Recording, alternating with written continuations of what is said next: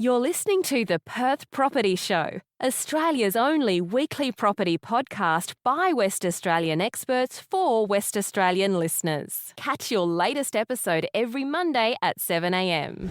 Good morning, everyone. Welcome to the Perth Property Show. My name's Trent Fleskens, your host as always. This week we're going to take a deep dive into solutions to improving our housing supply pipeline. We're going to be chatting with the General Manager of Land Development at Parcel and the Vice President of UDIA Western Australia. It is Jeremy Cordina.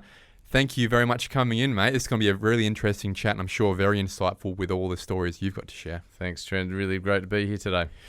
I guess there are so many ways we can tackle this conversation, improving supply. We can obviously talk about government taxes and duties. We can talk about local government culture and policy. We can talk about state government policy. We can talk about the issues we face when it comes to just general cost of supply and Landgate getting their act together, Western Power getting their act together. I honestly don't know where we can start because they're all so relevant to the business of providing supply in Western Australia.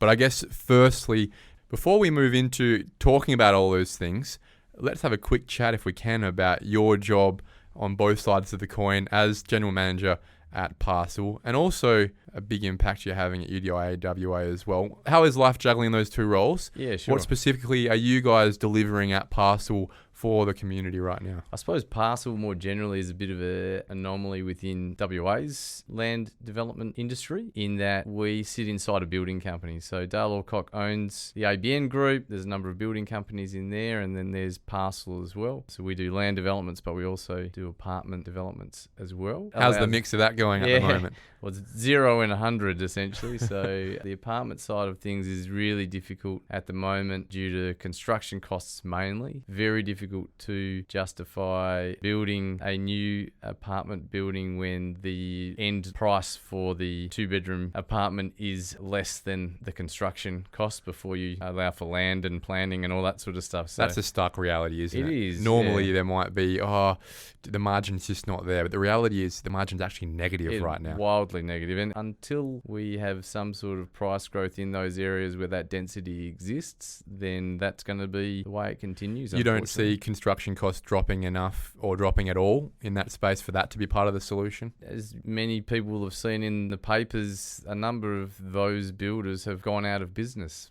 I don't see too many new builders in that sector turning up, nor do I see them dropping their price points. It's a difficult business to be in. A lot more perceived risk than there was a few years ago, and therefore you'd be either recovering losses that have been made over the last few years or just protecting yourself for the future. Why would you drop prices when there is no need to do that unless you need to find work somewhere? Yeah, I think the thing that many people wouldn't realise is that a lot of these longer term builds involve setting a price today for materials and labour that they may call on in a year and a half's time. There's a lot of time risk there. There's a lot of time risk. And historically, that estimation has been relatively accurate. In the last 3 or 4 years, if you could accurately estimate any cost, you'd be doing a lot better than me and 90% of the population, I'd suggest. So let's move to that land development side, which, as you said, is 100% of what Parcel is delivering at the moment. What are the realities there? But also, give us an idea of some of the projects you guys are actually delivering right now. Yeah, sure. We've got lots of projects across Perth, ranging from Yanchep all the way down to Baldivis out to Mundajong. So we pretty much capture most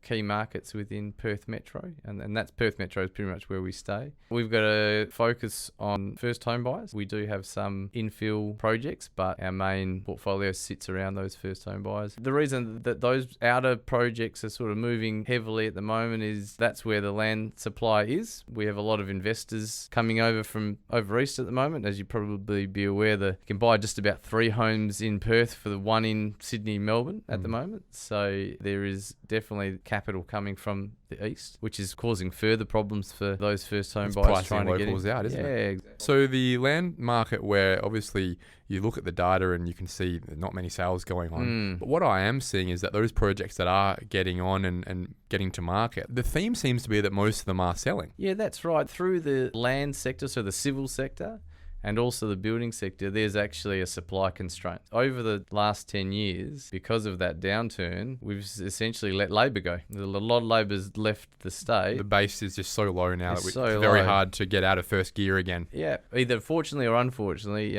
when things improve, the mining sector sucks a lot of that labour out of the construction sector as well. So yes, there's a lot of demand out there, but there are still capacity constraints in both the civil section of our industry, but also the building sector as well. So you guys are working hard to deliver what you can Yeah. with the constraints you've got. A number of projects in the land space, the apartment space not moving like most developers would also admit. Let's look at the other hat you've got, UDIA. How's life going over there at UDIA Yeah. with Tanya? So I've been on UDIA for 13 years now. So I first got involved back in 2008 as a young pup. I'm now the Vice President, and main focus is for me within that structure is to try and work with state government in particular to improve the cost structure that we have to deliver. So advocacy. Advocacy, really, but it's not trying to push costs away. It's more about trying to deliver actual benefit to our customers. So what do I mean by that? If you're going to charge a number for infrastructure, let's make sure we get that infrastructure. If we're going to charge fees for planning approvals, let's make sure those planning approvals are delivered in a timely manner so we can actually then commercially put something on the ground. Yeah, I think there's a lot of people listening right now in that space that are affected by that, who pay their fees, do their work, and held to ransom by a lot of processes there where we're not in control and we have to play a ball. And there's a lot of risk and perceived risk in the delivery of supply these days that didn't exist a long time ago. I assume, being so high up at UDIA these days, you'd recommend anyone in the development space, planning space, to get on board, be a part of it, and join the crew at UDIA in some 100%, capacity. Yeah, no, we as an industry need every single brain that we can get in order to help advocate for a better outcome for our customers. I think that there's a lot of work to do now. There'll be even more work to do in the future. We probably need more young and more diversity within our organisation as well to make sure that we're not advocating for the same things. I think UDIA does well at that, though. You look at the Sundowners, you look at the events, there's a lot of young people getting involved these days, men and women, obviously, which is a fantastic mix, and across a number of businesses as well. Yeah, we just need to make sure that everybody has a voice that is then able to be transferred through to our advocacy policies, of which there are many and varied. So, and new ones come up every day. You know, the most recent one is the apartment POS stuff. You know, every time something like that comes up, we need to have a response, and it needs to be a measured one and one that is not just no for the sake of saying no. We need to be a solutions-based organisation. The new Minister for Planning, John Kerry, will be in your seat in a week's time. Yep. And I'm very proud that will be happening. Yeah. It's an opportunity for me, but I think also for our whole fraternity via this podcast to start asking him the right questions about where he wants things to go, but also start providing information on the priorities and solutions that he should be focusing on to help us fix his problems in terms of delivering, which is one of, I think, the three big issues WA has right now. One being housing supply, two being health, and three being corrections.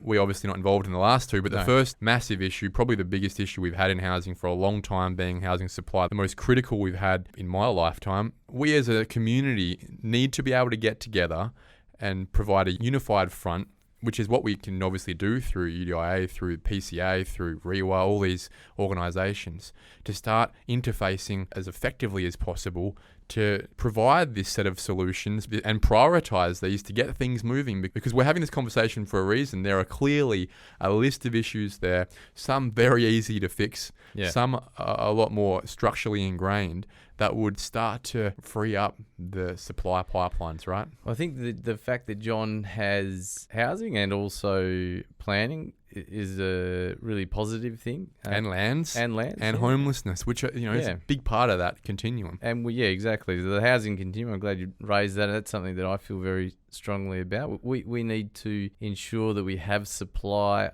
along each one of those stepping stones. So, starting at homelessness into social housing, affordable housing, private housing being the ultimate endpoint. goal. Yeah, exactly. So John's got a good understanding of the issues that the industry faces. As housing minister, he's facing the same ones. They don't get a free kick. They have to go through the same planning and cost assessments that the private industry has to go through.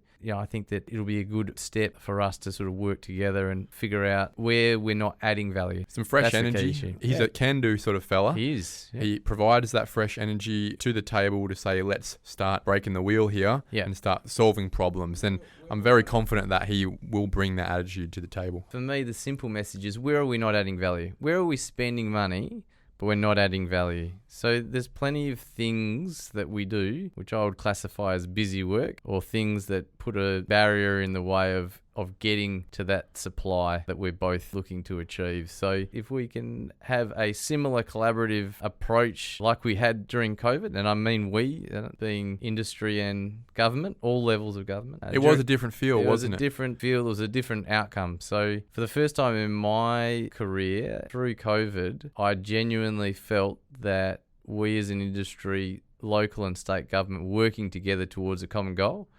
And the usual sort of adversarial hurdles, nature. all of that sort of stuff just fell away. I think we should reflect on that and celebrate what we achieved back then, but also acknowledge that we can do it if we're motivated to do so. So unfortunately, and I understand why, government often makes rules for the lowest common denominator, and rules are set up in order for there never to be issues in a specific area. But what it does is just adds process, time, complexity, cost. Let's talk about that. Let's segue into some of those examples. And I've got 3, and we'll start with the first one, which is a big one that came out mid-Feb this year. And I think you would agree with me, it couldn't have been a worse time. The medium density code was announced in its finality in February, will be gazetted in a couple of months in September. What it seems to be doing is increasing the minimum threshold of built form for the medium density, which increases the minimum cost to provide supply, and will impact especially, which big proponents of the medium density delivery are the mum and dad developers, in being able to deliver things they can afford, like single-story triplex developments. I would suggest that the medium density code is on the right path in terms of its ideology of providing more green space, a variation to the built form products. But what it's doing really, in my understanding, is predicating and mandating far more expensive delivery, which will either mean far more expensive product or no delivery at all. Yeah. You've obviously spent a lot of time looking at this policy because it affects the way that the ABN Group will be delivering products across its spectrum of housing and development. What are your thoughts on, 1, the timing of it, 2, the idea of it, and 3, how it's going to impact our industry in the short term? I'll start with the timing of it. I think it's pretty clear the timing of it is one of the biggest issues with it. There is a transition period, but what a lot of people may not realise is that to bring a new product into market, it requires testing and then usually some prototypes to be delivered. The way that the project builders work is that they are trying to deliver a range of products, a tight range of products, as efficiently as possible. And that's why if you build a 4x2 with a project builder, per square metre it'll be cheaper than a smaller builder, because they have the economies of scale, they've got repeatability, and repeatability equals affordability. So if we start there, to have to redesign what is the full suite of products that the project builders have at this point in time, the stimulus seems like a long time ago, but all of the project builders are still building stimulus homes. Which is a blight on the program itself. Yeah, that's right. So that bubble of building is nearing completion now, but it's still in the system. So builders are at full capacity and then some. With not a lot in the pipeline along the breadth of the building companies in Perth, because they're focused on just delivering. You think, look about BGC, for example. Yeah, that's BGC BGC is a good on example. purpose, nothing in the pipeline. Exactly right, yeah. And the bigger building companies want to deliver on time and on price for their customers. That they've stayed in business for a long time because that's been a cornerstone of their businesses. So none of them are delivering that now, and we understand why. Yeah. So we need to get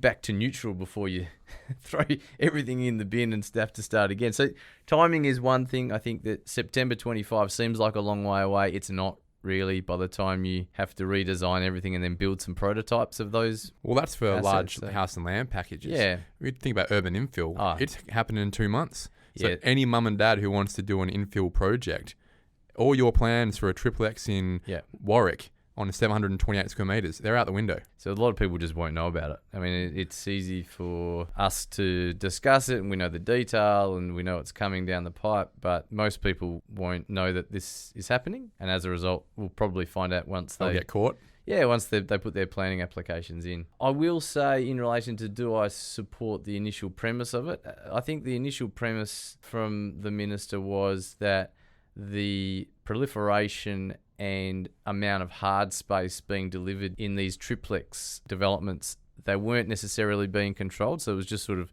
a blanket zoning across an area and then every single block was being cut up into 3. That built form outcome It's not great. It's not the best needed outcome. improvement. Yeah, So I think it's not optimal, is it? no, that's right. And in those infill areas where $10,000, $20,000, $30,000 delivers you a different type of home, but it's at a higher quality and there's more green space, I can see the value there because the overall value of those homes is $800,000-$900,000. You apply $30,000 to a home out in the greenfield areas, that's 10% of the overall house land package. So I think you underestimate the impact it will have on those infill suburbs. When you look at, let's use Warwick as a perfect example. Up until, the City of Joondalups planning policies have sort of augmented this in the last year anyway, but up until recently, you could put 3 single-story triplexes on a 728 square metre, sixth of an acre lot, right? Yeah. When this medium density policy comes in, what it essentially says is the setbacks and the green space required for each of these blocks will be such that you won't be able to build that standard triplex anymore.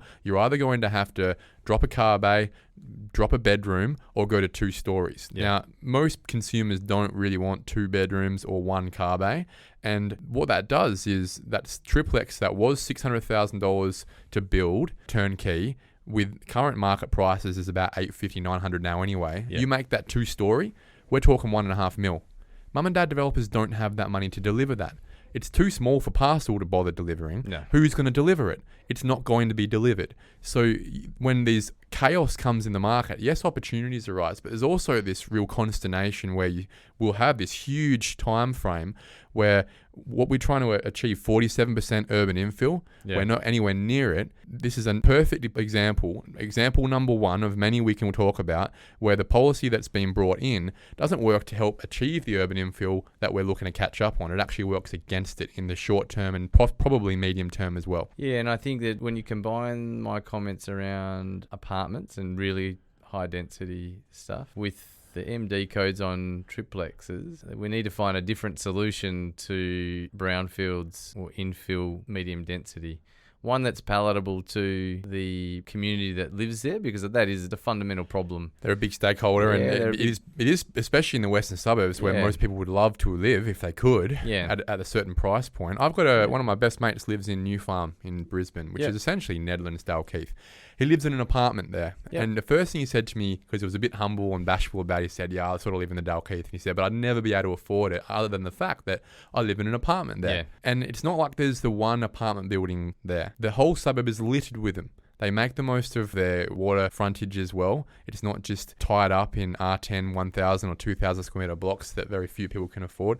The best amenity is shared by the most people. We have the opposite culture here in Western Australia where we shove it to Stirling Highway and hopefully someone wants to live there. Hopefully we can afford to develop it in the first place. And obviously that's where the gap sits. And I think there's probably a midpoint there where we can move towards higher density in brownfields by essentially increasing the density for the land component on the cell ends so that we are able to deliver front-loaded 2-story terraces or single-story terraces. Explain this idea further. We spoke about this off air before. Yeah. Give us this. This is a great idea. Yeah, so I think one of the key issues that you hear time and time again with density is that it's jarring. All right, so you're going from 700-800 square metre blocks, single-story, and a sea of them to 4 or 5-story towers and a proposed sea of them. I think that it's too big a jump too quickly. So the alternative that we're used to is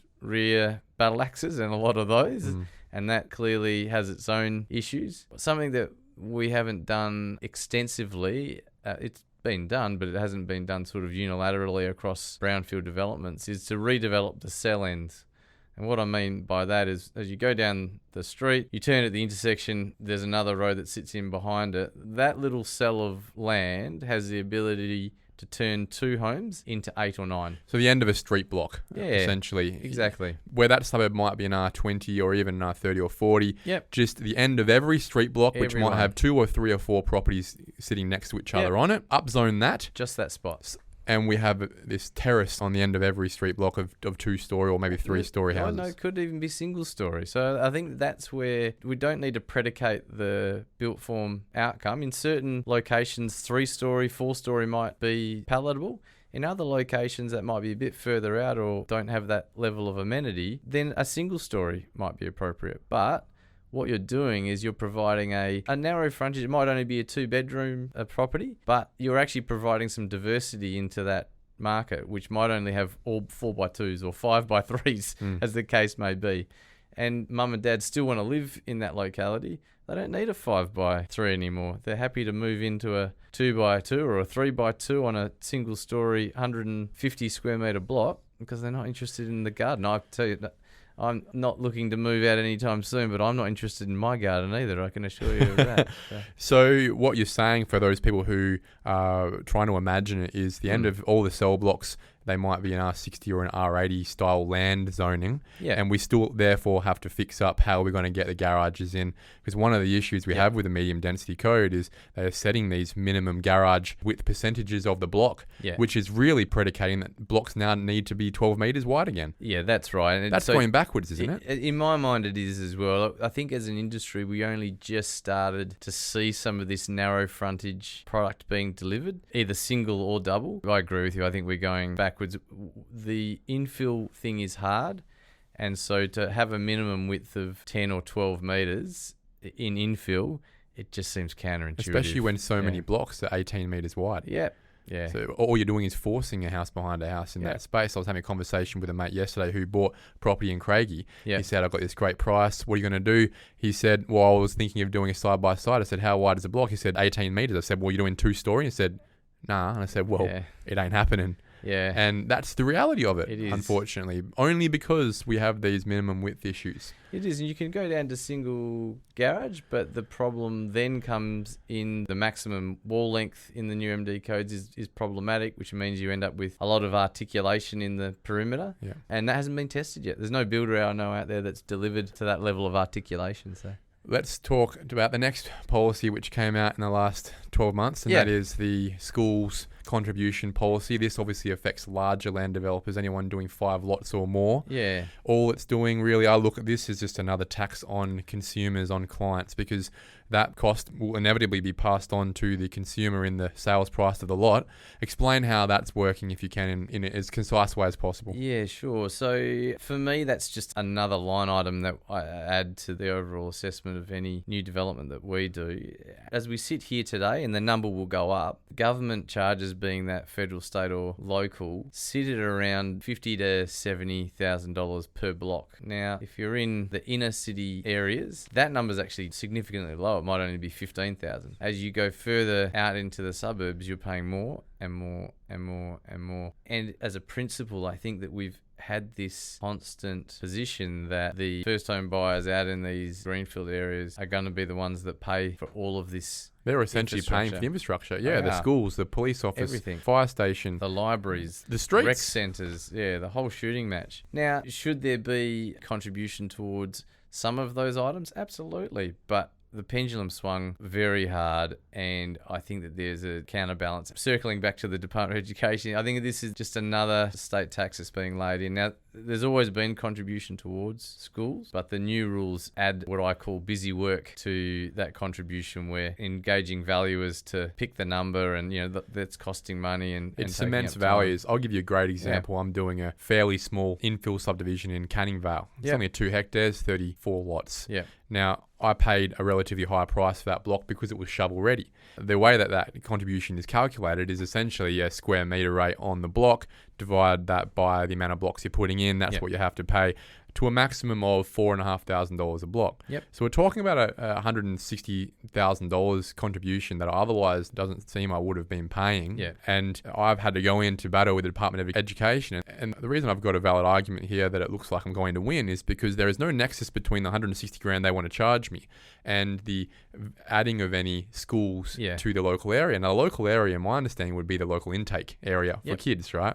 Now, that area already has 5 schools that their annual reports are saying they're struggling to keep open because they don't even have the kids to justify the schools. Yeah. Now, their justification is, well, it will go towards paying for a new school in Byford. And I said, well, there's no nexus there at all. Yeah. We think about, again, that theme of we should be doing everything we can to create policies to assist supply right now and not stand in the way of it. Yep. This is a perfect example where a developer is trying to provide urban infill to an area that would justify the use of the existing schools, and we're trying to charge him $160,000 just to put into government coffers that will indirectly go somewhere towards a school somewhere in the future. All it's doing is adding more cost to infill. Might be the difference between me doing the project or not. Yeah. And then when you go to the greenfields area, as you said, there is a direct cost there that's just going again and again towards increasing the price of these blocks. I think we need to flip the onus of responsibility for the money to be charged. So what do I mean by that? There needs to be more onus on state and local government to demonstrate their ability to deliver those pieces of infrastructure within a time frame, and the time frame that's been set by the state government is 10 years for any new DCP. If they can't demonstrate they've got the financial capacity and or there's enough development being delivered in that 10-year period, don't charge it. Yeah. That's been a fight that I personally have been pushing for a long, long time. That's charging for no infrastructure. That's if the right. infrastructure's turning up, no problems. But time and time and time again, the infrastructure does not turn up. That allows me to segue perfectly into the number 3 example of a government policy that just came on our desks last week. It's the new draft public open space contribution policy that further cements an existing policy and further broadens an existing policy that I look at as a massive cash grab from local governments through the state government policy to charge developers from any level above a house behind a house subdivision now between 5 and 10% of the value of the original land plot to nominally go towards the acquisition of, improvement of, or provision of public open space, parklands essentially. And my view on this is that this policy was set up decades ago for the Peats, the Stocklands of the world, to make sure that when they're developing Canning Vale 40 years ago, Canning Vale had 10% of its land set aside for park. That's a good idea. I think everyone agrees to that. And if your block wasn't in the right area for a park, you paid 10% of your land value to contribute towards the guy who's giving up land for a park. Mm-hmm. That makes sense. It does. Right? Let's think about... And it's demonstrable. I think that's the key. You can actually demonstrate that park exists. There it is. It's over there. Yeah, that was the point, and there is clear value. Yeah. Obviously, we're all benefiting from that. Yep. Again, when we're trying to provide 47% of our supply in urban infill, which already has so many roadblocks in the way culturally in the first place, a policy like this, which expands that original policy that was meant for your Peats and your Stocklands of the world back then to do the right thing, has now been hijacked, Frankensteined by local governments, and now culturally pushed back up to state government to formalise this through this draft policy to allow them the ability to grab that money from mum and dad developer doing a triplex in Warwick. And that property might be a 728 square metre block that they paid $700,000 for in today's market. The city of Joondalup would have the ability now to charge that developer $35,000 as a condition of their subdivision approval. Now that $35,000 doubles the cost of the subdivision and is essentially the profit for most people. So therefore, what happens there, Jeremy, is that either they don't do the subdivision at all, or they just do a house behind a house to avoid the condition in the first place. This is one of the most ridiculous, idiotic schemes coming from a planning department sitting in its ivory tower with no connection to the real world issues of providing urban infill for mum and dad developers all the way up to mid-sized developers who are trying to do their job, trying to provide a service to the industry, to the community. And what do? They get hit on the bum on the way through to a point where they go, you know what? what's the point? So there's the state government saying we want urban infill. Guys, we're doing everything we can.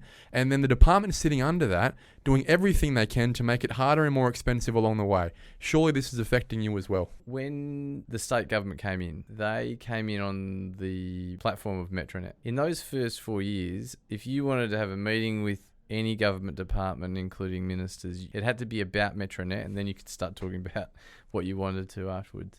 What's my point there? My point there is if housing supply is the key focus for this next 4-year period, then that should be at the centre of every conversation that we have. Every policy. Yeah. So when you circle back to your question there, when every policy comes out, there should be a lens that's put across it to say, well, is this helping or hindering housing supply? And if the answer is that it's hindering it, then it can't come in. So that's a great way to put it, Jeremy. Yeah, well, it's as simple as that, isn't it? How successful is Metronet? You know, I know a lot of people maybe throw stones at it, but being in and around government for as long as I have been, the delivery of Metronet and especially the Ellenbrook Railway and down at Byford, that is a tangible benefit for the community in a generational asset. Needed to happen. It needed to happen. It couldn't, however, happen unless you had a government that was singly focused on it. Because they had to set up new departments and all sorts of stuff in order to get all of the different agencies to work together in such a short period of time.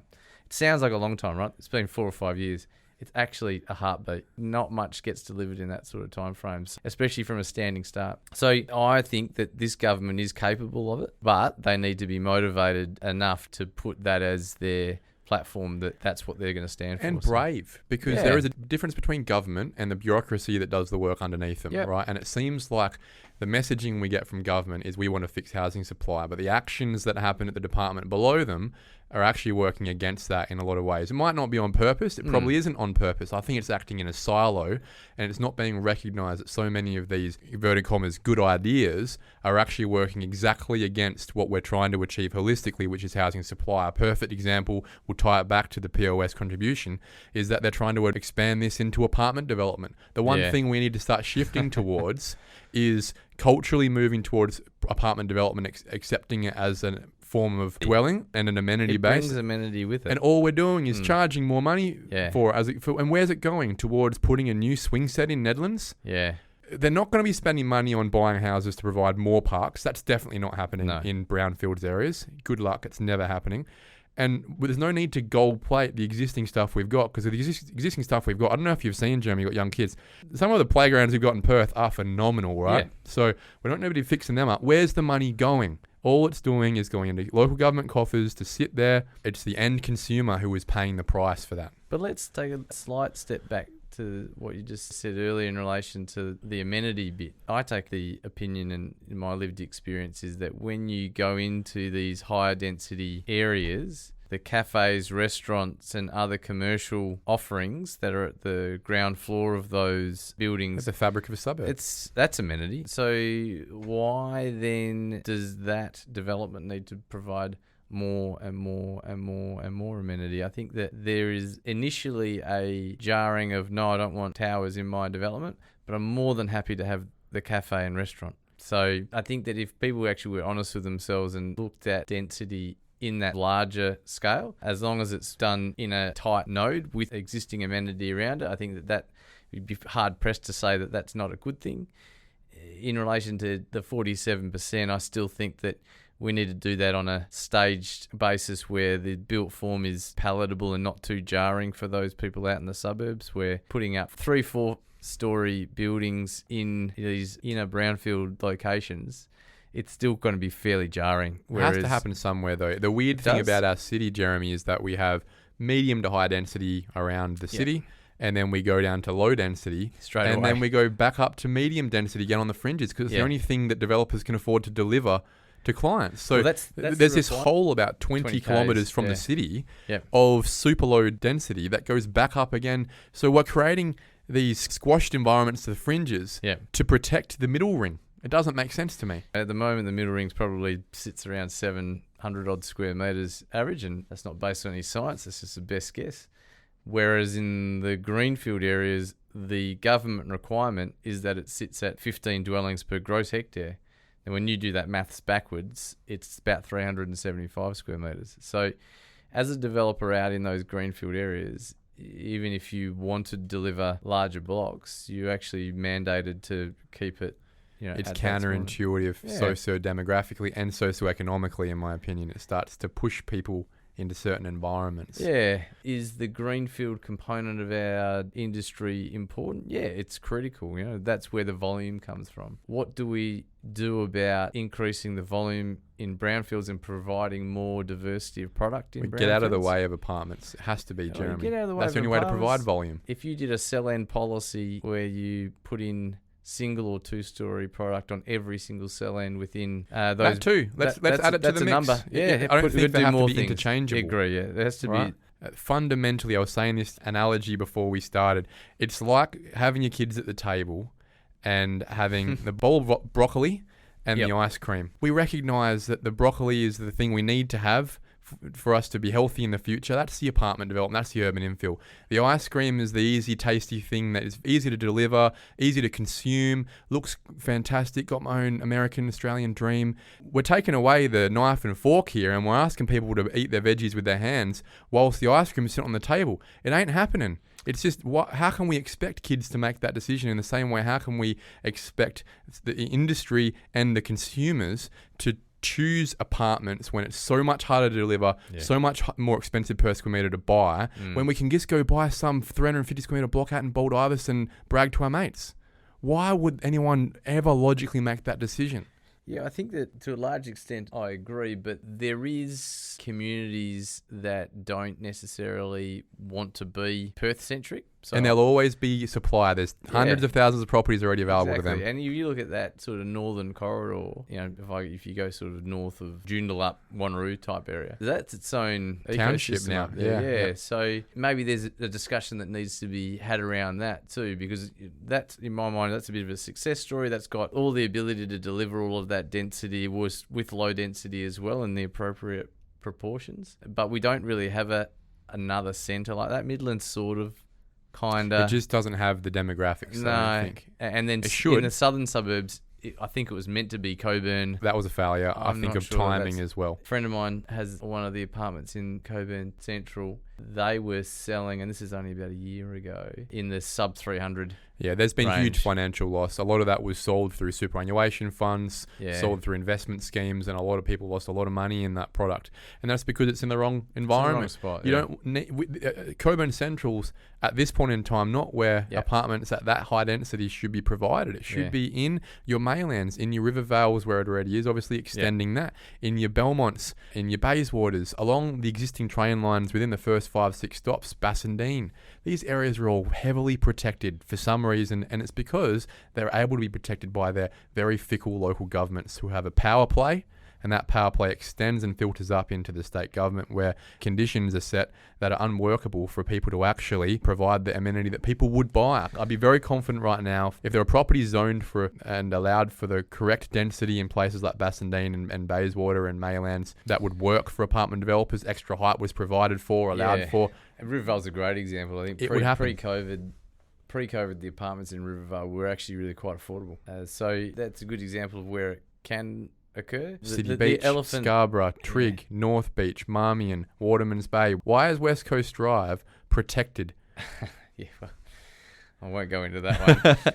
For me, the elephant in the room is construction. The construction costs have blown out wildly, and until something fundamentally changes with the supply chain, I don't know where that lands. I think everybody can guess at it, but I've got no idea. So unfortunately, I can't see any panacea in the short term for apartments. Heavy lifting sits on land development at the moment. I think so, and for probably the medium term. But to your point, now is the time where we should be doing the heavy lifting in that planning space, so that when we are ready, we can go again. Like, because with Rivervale, again, I'll go to that example. That's a great example. There's a lot of density in that node. It's surrounded by commercial and major roads, but there's also the river there, right? So you got all the amenity. And are there plenty of other locations like that? Yeah, sure.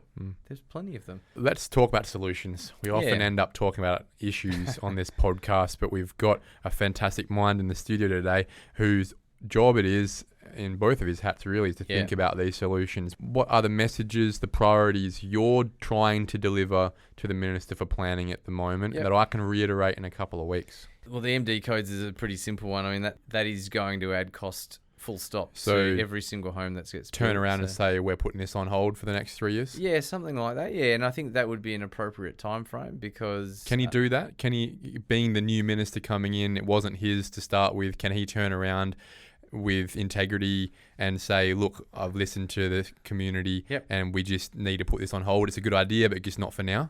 This government and the ministers within it are strong enough, capable enough, and have the wherewithal to do as they see fit. They've demonstrated that over the time. Yeah, it is. I think that as long as it's a genuine position, and I obviously believe that it's a genuine position, that it will add cost and significant cost. I'm not talking a couple of $1,000s here. I'm talking tens of thousands of dollars. Structurally changes the whole built form. Yeah, that's right. So do I think they can do it? Absolutely. I think this government is a strong government and has done some amazing things and will continue to do what they think is right. What else? I think that there are line items that could save tens of thousands of dollars that aren't actually resulting in anything being built. Developer contribution schemes for libraries and major road upgrades and these sorts of things that might be on a 20 or 30-year horizon, they should just be taken out of the equation. 30, 40, 50 years ago, dating all the way back, these pieces of infrastructure were either provided by the state, provided by rates. And the federal government as well. Yeah, exactly. So it's only in the last 15 or 20 years that developer contributions have stepped into this space. And the reason that we got the new policy a few years ago when the then Planning Minister brought it in was because there was a DCP in Henley Brook which was advertised at $77,000 a lot. Yep. Now, those blocks were going to sell for sort of $200, and they probably cost about $100 to build them. You don't even need to do the maths to know it's not going to work. Like, that's how broken it got before something got I remember changed. Speaking to the planning guys there at the time. And the thing with, in the local government there is they openly admitted they don't have the skills to estimate these things. And to be fair to them now, that's probably even harder. So I don't think any of us should be estimating what something's going to cost in 20 years' time because it's an impossibility to know. Maybe we won't be driving cars in 20 years' time. Who knows? So there's that. I think that there's other things that can be done in relation to the school stuff that you were referring to, the temporary bushfire stuff. The bell rating is a huge issue. The bushfire protection is really important. I'm certainly not saying that it's not important. But where it's protecting against temporary grasslands, there needs to be a level of pragmatism that's brought into it. 100% agree. Because to put a bell 12.5 on a property, that's about $10,000. And when you're building in some of the more semi-rural areas or areas that just have existing remnant bushland that may or may not be cleared at some level, you can be at bell 29. Yeah. And the setbacks have to be essentially street widths just to be able to build anything. And then what we have to do is create inefficient subdivision designs that have way more road than necessary simply just to set back from a couple of existing trees. Now, the argument for that would be we don't need to get rid of the trees. Just be more pragmatic about the actual risk those trees being there poses to bushfire risks on a home. We've lived here amongst trees for over 100 years with houses. And the number of bushfires that exist in the urban areas compared to the hills, for example, where there's actual risk, there's definitely is negligible. Yeah. However, the amount of power sitting with DFES right now that mandates these very stringent, extremely risk-averse bell ratings sitting on our urban infill and even urban expansion development is adding a lot of complexity, a lot of cost and time and inefficiencies to our developments. Would you say that's a fair comment? I think it absolutely. I think that the pendulum has swung way too far. I certainly believe that bushfire protection should be employed on the lots that are directly facing the regional park or where the bushland is remaining in perpetuity. But there should be the ability to do clearing temporary or assumed clearing in the future. If let's say we're in Henley Brook and we're a quarter of the way through our land subdivision of the suburb and there are existing blocks that haven't been subdivided yet. The current BAL system would have to set back 13 to 20 metres from your next door neighbour, who in 3 years' time will sell, you will develop, and that won't be a factor anymore. But you can't change that again. No. You can't reverse time again. So what you've done is create these huge inefficiencies in the land development, which increase cost because it's cost per square metre of the land development, which is passed on to the client. I'll bring it to that same principle. What value is that adding to that home? Yeah. It's not adding any value to that home whatsoever. And it's not actually protecting the home in perpetuity either. So the grassland one was the one that really got me X amount of years ago, where grass over 100 mil is considered a bushfire threat. I mean, come on. Give me strength. Yeah. Anyway. Should we leave it there? Yes. Jeremy Cordina, General Manager at Parcel and Vice President at UDIA WA. It's been a really fantastic conversation, some candid comments there, and ones that we can bring to the minister, and ones I'm sure you're continually chatting with government about in your position as an advocate for this state. Thank you for the work you do. Please keep bringing all those voices together. If we keep singing from the same hymn book, we should make some positive changes to make a difference in this state over the next few years. Thank you. Thank you. Thank you for listening to another episode of the Perth Property Show. If you've only just joined the conversation, you can catch up by heading over to our website, perthpropertyshow.com.au, subscribing to the podcast, or joining our Facebook page. Don't forget to tune in next Monday at 7 a.m. for more expert insights, local analysis, and suburb spotlights. Happy hunting!